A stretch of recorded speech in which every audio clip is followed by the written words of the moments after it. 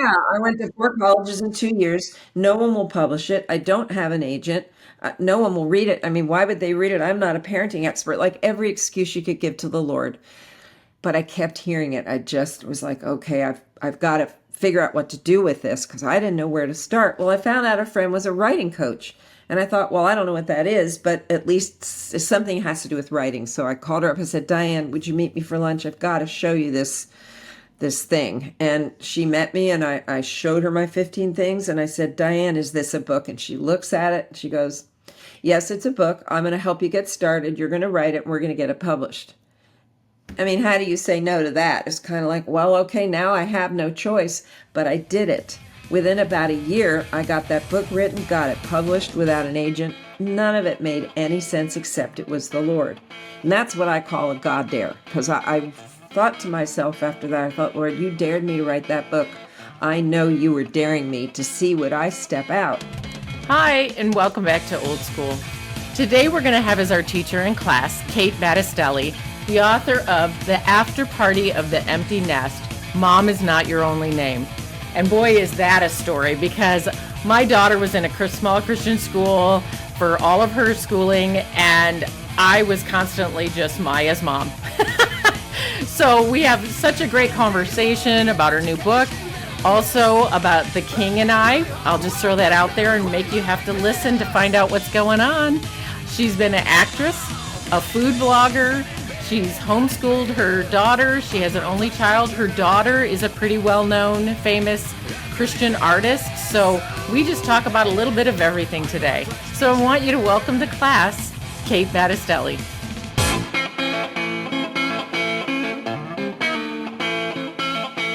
Okay, well, I can start with that. I didn't even know the Lord yet.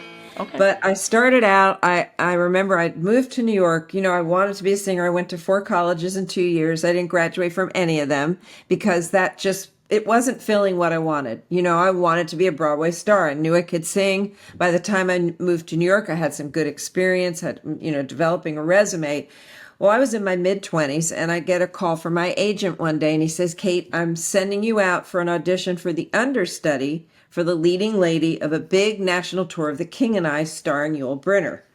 And I thought, okay, well, that sounds cool. So I went, I ended up getting cast as the understudy and, thought, okay, I'll make some money. This is a great credit. I'll never get to go on because it's rare that an understudy goes on, especially at that level.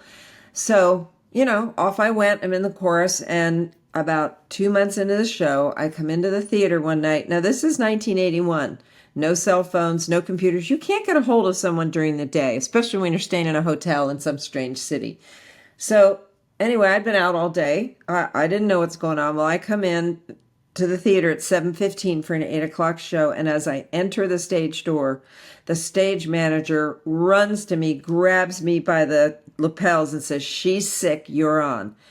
And I mean, your life pretty much flashes before your eyes because I thought, oh, well, this is either going to kill me or I'm going to get through it. Because, you're trained for it. I knew my part, all that stuff, but I'd never handled the props, never worn the costumes. And if you know The King and I, those big hoop skirts, Yes. heavy as anything.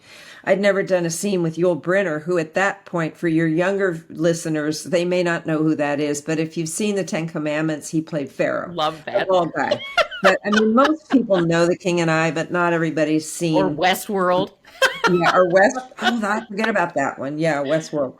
Anyway, he was a huge star back then, so I was starstruck to begin with. But I've never done a scene with the guy, so I'm standing in the wings listening to the overture, thinking I've got to go out and sing whistle a happy tune in about 2 minutes.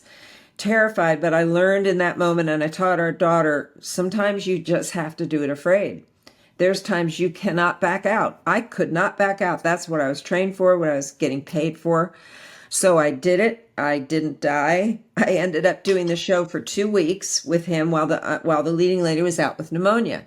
And I thought, well, that's cool. That's a great thing to add to my resume. I actually got to perform with Yul Brynner.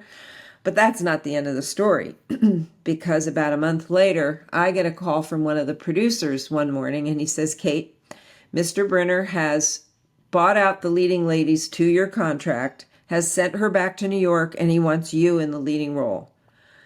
I mean, if you How know anything awesome is about, that? I didn't read that part. I got yeah, excited when you got to be yeah. the No, lead. Oh my. if you know anything about the theater world, it never happens that way because they're always going to bring in a more seasoned actress for a role like that. That's one of the biggest roles for a female in all of musical theater. So for me to get that, I mean, I look at it now as a very prophetic picture. I can see what God was doing, just kind of pulling me up out of obscurity, daring me. When the whole thing was just crazy. But I ended up doing the show for almost 3 years, about 1,000 performances all around the country with Yul Brynner. And I mean, it was amazing. But probably the best thing is that's where I met my husband. About 6 months into the tour, he joined as the associate conductor. And I could see him in the orchestra pit, and he was really cute. I thought, okay, who's that guy? I got to find out the scoop on him. But we literally fell in love across the footlights because I could see him, he could see me. It was just that's another God thing, because I never Mm. would have met. And his whole story of even being hired for that role is crazy. So, you look back, years give perspective. You can look back and see things like, okay, God, you were being sneaky right there. My But so, favorite phrase is well played, God. yeah, well played. So anyway, we got married December of 1983. We didn't know the Lord. We're still living in New York. We'd bought a condo down the village, so we're pursuing. I still wanted fame and fortune, wanted a Tony, all that stuff. He's conducting on Broadway, doing all that kind of stuff, and I'm pursuing my career. But we also had a little side business in New York, and we were working with a gal who was mentoring us, an older woman, and we found out she was a born again Jewish woman, a Messianic Jew. Messianic Jew. She Hmm. kept inviting us to church, and she kept inviting us. And I mean, she was relentless, and we kept saying, no, no, we're good. But eventually, you get to that point where if you say no one more time, it's rude. You have to just you've just got to say yes, which is why I always tell people don't stop asking because Right. eventually you bug them so much that they're annoyed that they'll come with you to church. And you never know. So we thought, okay, let's. She God said, can handle being annoyed. but so she said, we've got this great gospel choir Friday night. You've got to come. You're going to love the music. So I thought, all right, we'll just come and be done with it. So we go to Jamaica, Queens, the last stop on the F train. If anybody knows New York, it's probably not where the tourists typically go is Jamaica, Queens, but it's fine. But we come up out of the subway, and the church is in an old theater. It's about 2 blocks away from the subway station. And we're walking to the church and just kind of getting this sense that something's different here. Like that you can almost sense the building like pulsating. I was raised Episcopalian, so I didn't really know anything about the power of the Holy Spirit. Right. Well, we walk into this church to find out it's an all black holiness church. Ooh. And for the listeners who don't know what that is, a holiness church is very strict. The women wear dresses or skirts, no makeup, no jewelry. It's very, it's just very strict. They sit on one side of the church, the men sit on the other side. And we thought, okay, what foreign planet were we just dropped on? But the other thing, what was so, for us, just shocking that we walk in and we see crutches hanging on the wall of people that have been healed, empty wheelchairs, stuff like this. And we're thinking, what is this? It just was so foreign to us, but also so enticing. It was like, we got to figure out what this is. Well, this is a big theater, big church. She sets us down in the front row. She and Mike and I, the only 3 faces in an all black church. I'm certain she told the pastor, you need to get these young people. They need Jesus. I mean, just knowing June, that's what she did. But he gave the altar call, after a fiery sermon. My hand went up on my side of the church. His hand went up. We didn't know that each other was, saying yes to Jesus, but we did. We got saved the same night, March 31st, 1984. And we've never looked back. We've had our ups and downs, and we all go through times of doubt and all that kind of stuff, but we've never walked away from the Lord, which I'm so grateful. Hmm. But about a year Well, after he'll that, never walk away from you. Nothing can separate you. So there you go. amen. So we were still living in New York, had our daughter about a year after that, pursuing our careers. I still want to be famous, all the stuff. But about a year or so after that, we start getting this sense in our spirit, both Mike and I, that something's not right here, that God has a different plan. And we really sensed him saying, I want you to lay down your careers. This is not the life that I have for you. And in that world, when you've worked for years to get to the place where you are, I mean, my husband has a doctorate in music. You don't just lay that down. The average person's going to go, that's not God, forget that. But we listened. Everyone thought we were crazy, because it is a pretty crazy thing to obey God in those kind of ways. It's like a Noah thing. Everybody thought he was nuts till it started raining.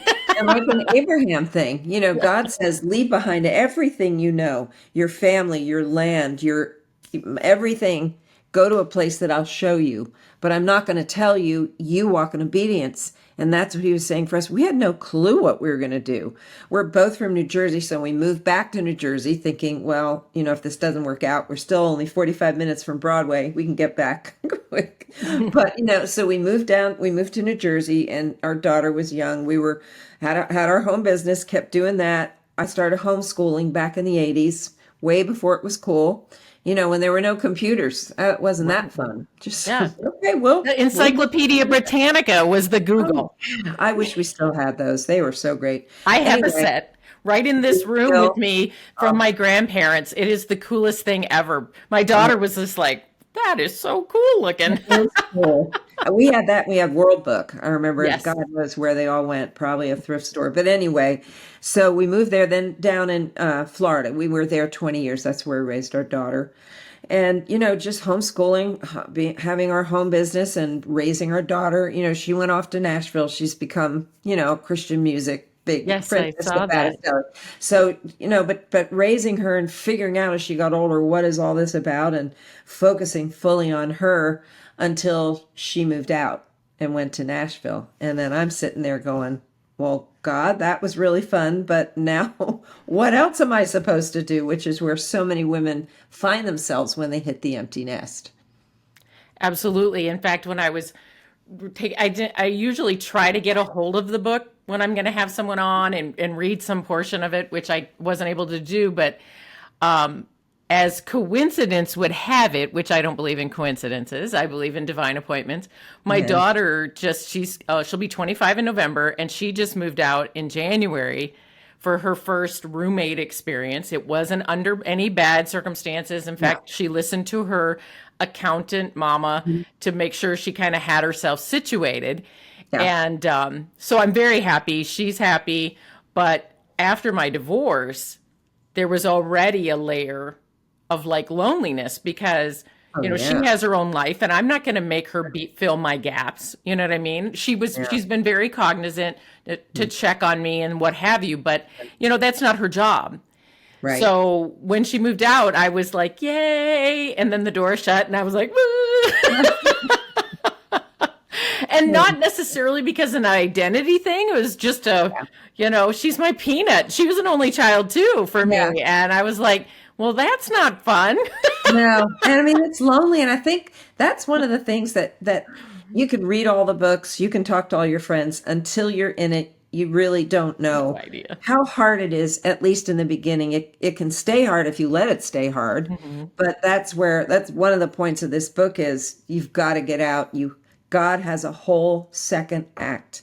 You're going to have probably a good at least 40 years. What are you going to do? Sit and mope because your kids are gone? You know what I mean? So, but the way God got me out of it, God, like I said, he's very tricky. He's, he has his ways of moving you when you don't want to move. But when Franny moved, I'm sitting there in this empty nest, miserable. First, I started volunteering, which I always recommend. It's such a great way to get you out of yourself. You're helping somebody else. I started volunteering at a single moms ministry, and it was great. Made friends. We really were able to help these women. So I started doing that. But then Franny loves to cook. I love to cook. And I thought, well, I'm a pastry chef. Yeah, are you? No, yes. I'm not. I love that too, that you were a food blogger and the food. I'm like, we connect on so many places. If I come to Franklin, I'm going to look you up. I even say with me. But yeah, so I thought she needs my recipes. So I started a little food blog back when blogging was kind of like the cool thing. So I start this blog, but then I'm thinking, well, I want to write some things about Jesus, about my experience with the Lord. So I start writing these blog posts, and I know that was God's tricky way of getting me to write, because I knew I could write, but the thought of being a writer, like writing books, never entered my mind. Well, I'll tell you quick how that happened. She'd moved. My husband and I are home trying to figure life out. And we'd homeschooled her in Florida under a big homeschooling umbrella, a big organization. And one night, the lady who ran it, she calls me and she goes, Kate, we want you and Mike to come and speak to our parents about what you did to raise your daughter to find her purpose and her destiny, but continue to follow the Lord, to make the Lord her passion. Because by this time, her songs were getting on the radio. People were knowing who she was. She's starting to go into the fame thing. And so she said, come and tell, what did you do? And I thought, well, okay, we'll come. It's their big 20th anniversary. We'll go speak. And I hung up the phone and I said, Mike, what the heck did we do? Because, you're trying, there's no manual. You're just trying to raise your child according to biblical principles. But we sat down and we talked about it. We came up with 15 things. And I thought, oh, okay, well, we didn't do too badly, So a couple weeks later, we give our talk, tell them the 15 things, and they seem to really enjoy it. And the next day, I'm praying, thanking the Lord. I was so grateful it went well. And right as I thanked him for those 15 things, I heard the Lord speak in my spirit, and he said, those are book chapters. And I just went, Lord, no, I don't want to write a book. I'm not a writer. I didn't go to graduate college. I'm a singer. Leave me. Yeah, I went to 4 colleges in 2 years. No one will publish it. I don't have an agent. No one will read it. I mean, why would they read it? I'm not a parenting expert. Like every excuse you could give to the Lord. But I kept hearing it. I just was like, okay, I've got to figure out what to do with this, because I didn't know where to start. Well, I found out a friend was a writing coach. And I thought, well, I don't know what that is, but at least something has to do with writing. So I called her up and said, Diane, would you meet me for lunch? I've got to show you this thing. And she met me, and I showed her my 15 things. And I said, Diane, is this a book? And she looks at it and she goes, yes, it's a book. I'm going to help you get started. You're going to write it and we're going to get it published. I mean, how do you say no to that? It's kind of like, well, okay, now I have no choice, but I did it. Within about a year, I got that book written, got it published without an agent. None of it made any sense except it was the Lord. And that's what I call a God dare, because I thought to myself after that, I thought, Lord, you dared me to write that book. I know you were daring me to see would I step out. And I did. And I ended up writing a blog post called The God Dare. And I found a lot of different Bible heroes, because I started looking at scripture a little differently. It's like, Lord, I'm not the only one you've done this to. You've been doing this like with Abraham, with Moses, with Rahab. Ruth. Oh, Rahab. Yes. All of them. Yes. And Esther, you think of the things that God asked them to do to endanger their lives, many of them. And all thought, he was asking you to do was write a little book. Write a book. I know. It's like, thanks that you're not sending me to somewhere they're going to kill me. Although that could happen. If you're being the Lord, you don't know. We don't want to dare him back. But anyway, so yeah, it was crazy. I wrote this book. I put a lot of my story in it because just, my background's so off the rails for most people. It's crazy. I mean, I'm grateful for it. But so I wrote this book, and a gal from the publishing house called me and said, Kate, you need to turn this into a book. And I thought, well, okay. So I did. And that took a little longer to write because I went through some pretty serious anxiety. My mom was in hospice. Our daughter, she has 7 kids. Well, she was having lots of babies during that time. We moved a couple times. So that one took longer to come out. It came out in 2019. And, that the whole point of that book is God's going to drop that crazy thing in your spirit that you're going to think, there's no way I can do that, Lord. That is way too far out of my comfort zone. It's too scary, or I'm not worth it, or I'm too old, or I'm too young, all the excuses we give the Lord. But, if you're feeling that way and there's that thing stirring in you, just obey the Lord. He's going to get you through it. It'll be hard. There's a price to pay, for the things that you're doing. To obey the Lord. I started a podcast at 60 years old because my writing coach told me that Bob Goff was my writing coach, and he told me that I needed to have another avenue for my stories to Yeah. get out there. And so he was just like, go, I'll be your first guest. Boom, we're off to the Good. races. Then 2 years later, my first book publishes. My next one's going to my editor this May, and I self-publish Good. I did with this last one. because Yeah. trying to find people, not to mention, I just, in comparing the two routes, like traditional, you end up getting this little, yes, you may get something up front, but you get this pittance, and you got to have 1 million followers, and I just don't. I Yeah. mean, I just don't. But I know the Lord will do with my story what he set out to do. It's not going to come back void. If he told me to write my story so Right. it'll work together for good, then doggone it, it's going to work together for good. Oh, it absolutely is. And I love self-publishing with this. This is, I've started, and that's probably all I'm going to do unless somebody comes and says, we'll give you $100,000 advance. Then I'll go, oh, let me think about that. Okay. But, I love that you control the timing. My book was done in December and it was out in March. I didn't have to wait 2 years till it fit in their schedule. I'm over that. I'm over the tiny no royalties. Amazon, at least you make a few dollars per book. The only thing I anyway. didn't like about that process when it came to, I knew I wasn't going to make back the money I spent on coaching, the money you spend on editors and typesetting and all that. You don't write a book to make money. Nobody does. They write it and then go speak or whatever. But just recently, because they tell you when you go on Ingram Spark that you need to mark that you'll take refunds, because if you don't, then people won't buy your book. What I thought was fascinating, and I haven't reached out to them about it, was, okay, you don't get charged anything up front. And these people buy your book and they pay Ingram Spark the whole amount. Then you get a little royalty. So let's say they get $20, you get $5. That's out of line, but whatever, just for number's sake. Yeah. So then these bookstores send the book back and they bill you for the whole refund, even though they got all the money to begin with. They don't bill me for just the royalty. They bill me for the whole dang thing.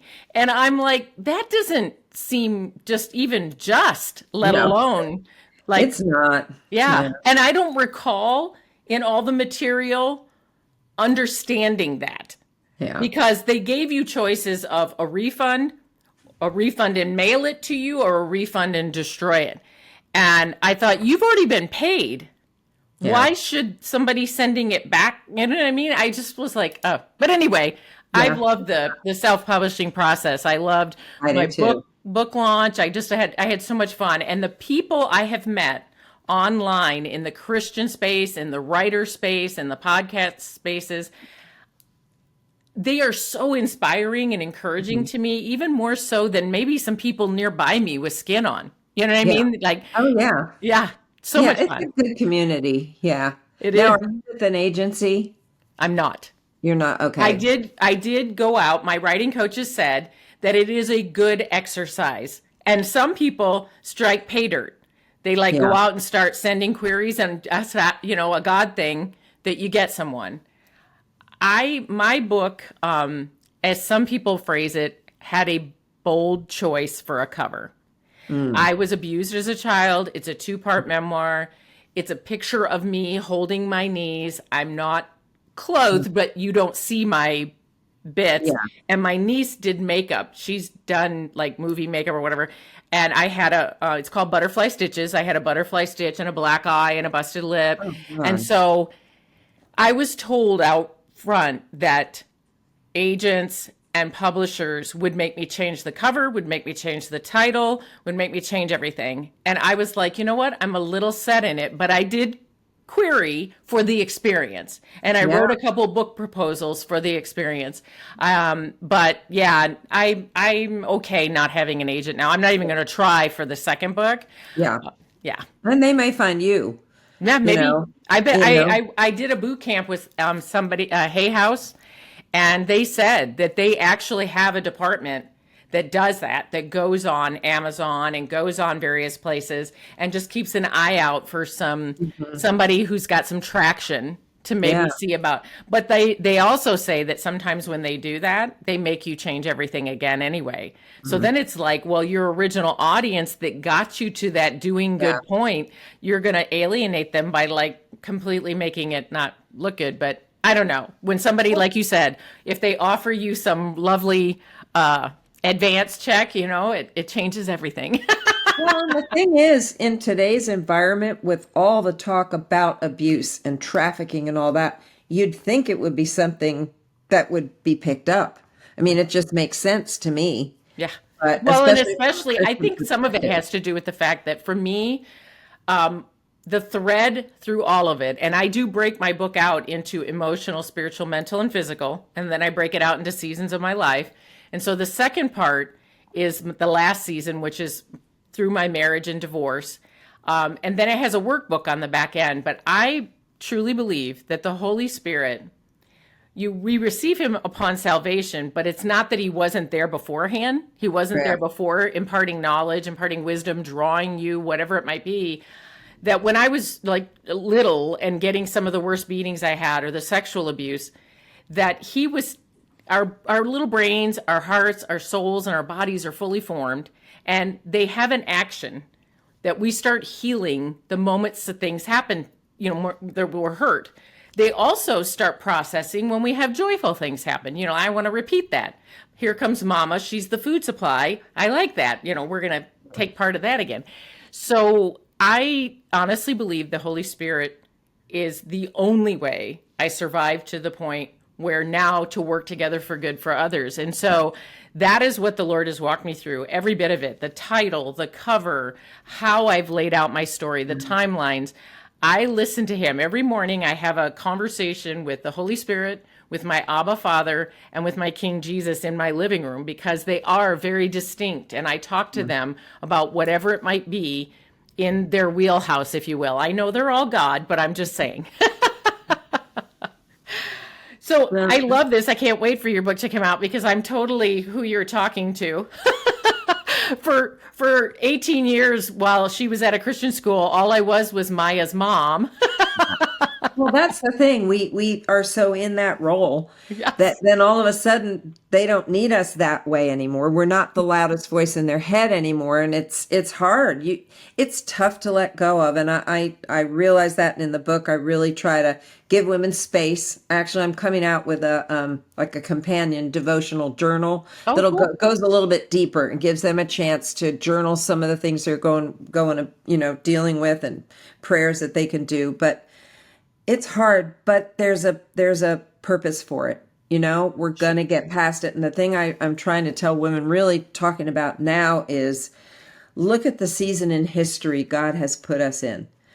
We could have been born in 1850, or 2,000 years ago, but God saved us for the end, because I believe we are winding down quicker than we think. So our responsibility is to build the kingdom. That's what we're here for. We're not here to sit home and watch Netflix and cry. You can do that for a month. I'll give you a month. But then you've got to get out of that and find out, God, what's the other thing? I'm a mother, but a mother and. What's your and?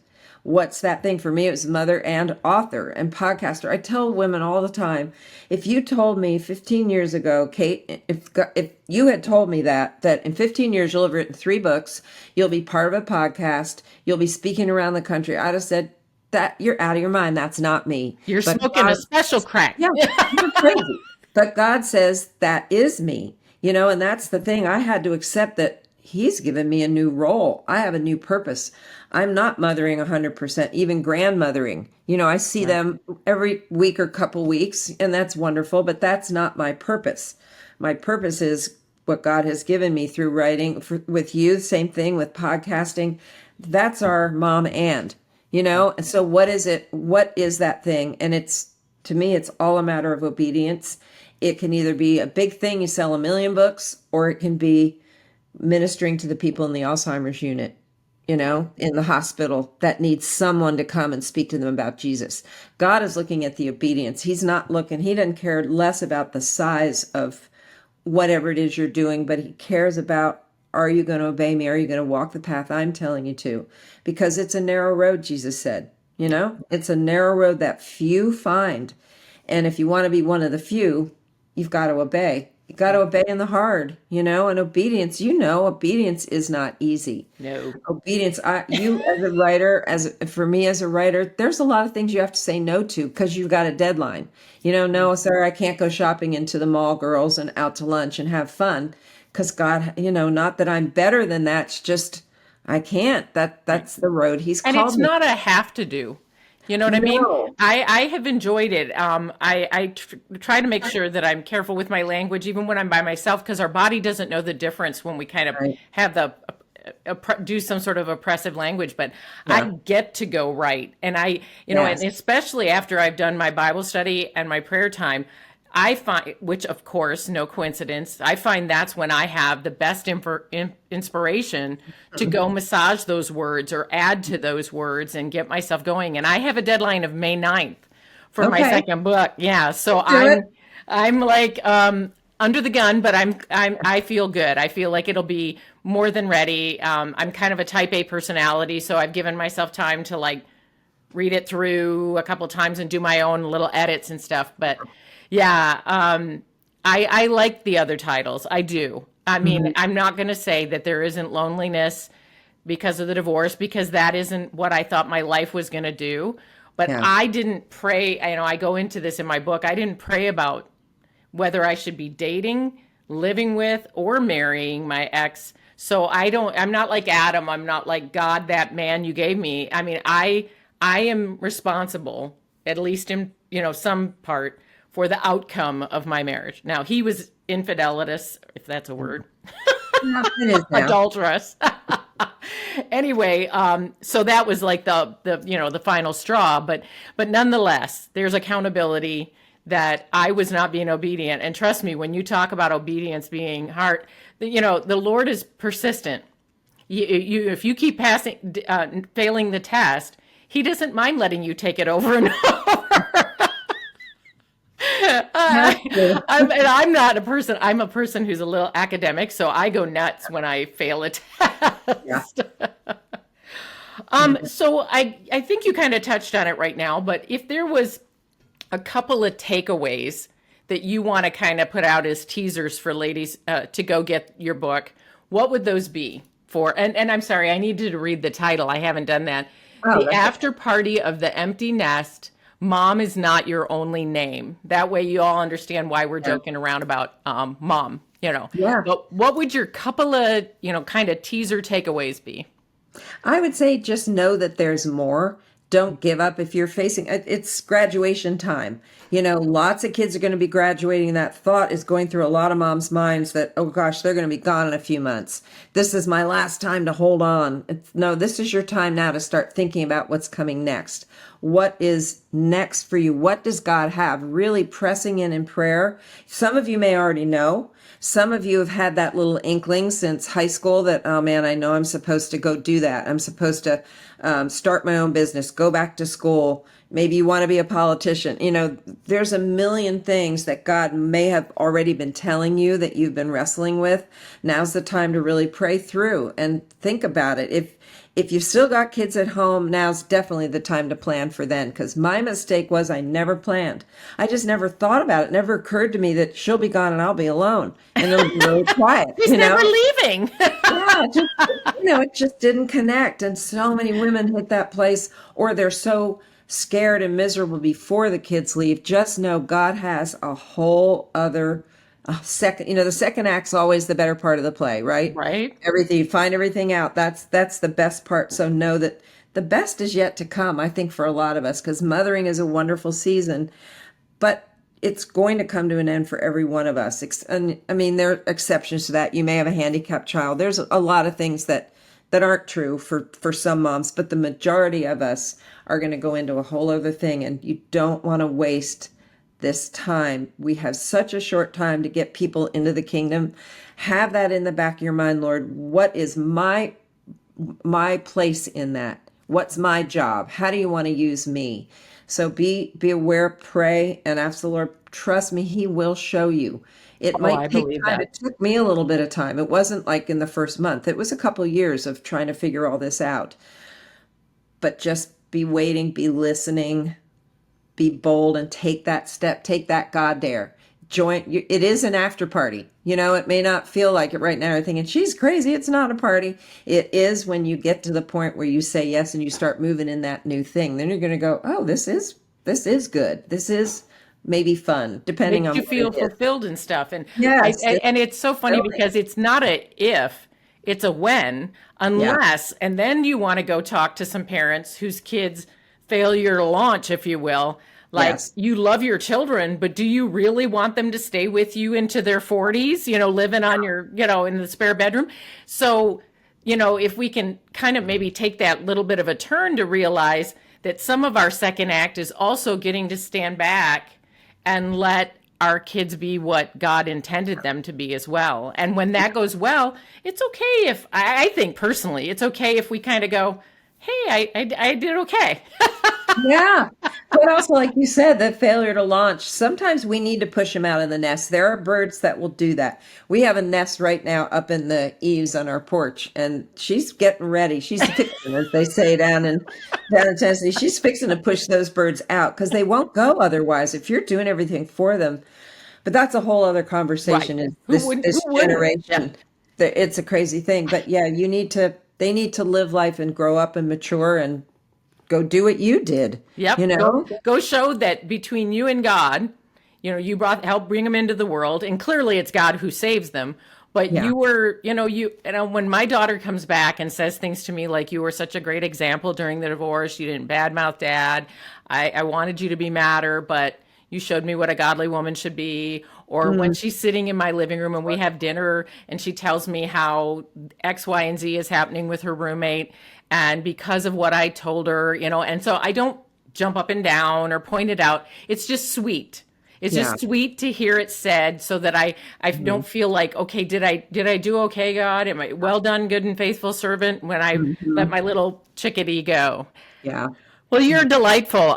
One thing I do with every guest is I ask them for their nugget, I call it. Like, what is the one thing you wish you knew sooner or that someone had told you sooner?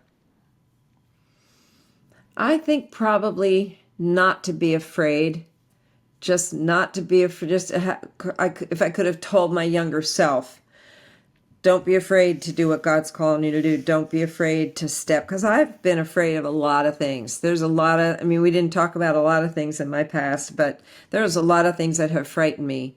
It's like the Lord saying, if you trust that He's really with you, then there's never any need to fear, because He never leaves us or forsakes us. If we can keep that, if we can hold on to that and know that He is always there, we can trust Him. We can trust Cast out that spirit. lives. We were not given a spirit of fear. No. That is not from God at all. And and fear is cellular. It can really impact you physically. So that's an excellent nugget, because I imagine a lot of people feel that way. We like to bandy about that term comfort zone. Well, God, there's nowhere in the Bible where it says comfort zone. No, just read Genesis and you'll go, nope, not it. Just Not be there. grateful you weren't asked to do all of that. Oh, my son, I we're mean, it's nothing in comparison. Oh, my word. Well, you're delightful. This is so much fun. And I will, when is your book coming out? It's out. It came out March 25th. March 25th. Okay, excellent. So cool. I'll make sure that in my outro that we cover all of those goodies. Where can people find you? Is the best place to find you on your website? Yeah, katebattistelli.com is great. Instagram, Facebook, on all of those, just Kate Battistelli. I keep it simple. No, though people can't spell it, but they'll learn. It'll be in the show notes. It'll be in the show. Anyway, yeah, that's where they can find me. And Amazon, if you're interested in the book, I'd love you to buy it and try it and see. Actually, you know what? I'm going to give your audience a little surprise if this is okay for you to take. Sure. How fun. If they text after party as one word, no spaces, to 44144, they'll get the introduction and the first chapter for free, and they can read it and go, this is the greatest thing ever. I need to get 10 copies, or say, well, nah, she didn't quite get it. But I think it will really give you a sense. So text after party to 44144. Well, wait, I wrote that wrong. I put 3 4s and a 1 4. Oh. So it's 4 4 1 4 4. Yes, and Yes. then they'll get the introduction in the first chapter, and I think that'll give them a real good sense of what the book's about. Fun. So take how advantage fun. of that. I like a little treat. Well, thank you for coming to class today. What a joy we've had. I'm almost looking forward to potentially planning a trip to Franklin, Tennessee, just so I can go meet her, because it was just so much fun. So if you like what's going on here and you want to connect with Kate, all of her information will be in the show notes, as well as I'll repeat the little freebie that she gave you to text, so you can get like the first couple chapters of her book and see if you want to run over to Amazon and pick it up. And all of my connection information is in the show notes as well. So just head on over, text, like, subscribe, engage. We just love to hear from you and about everything. So we've just enjoyed having you here, and we'd love it if you showed us how much you're enjoying what's going on here at Old School. So thank you for so much for coming to class. And class dismissed. This episode of Old School with Michele Vrabel is brought to you by The Lathered Crown, a hair and scalp spa here in the Phoenix area.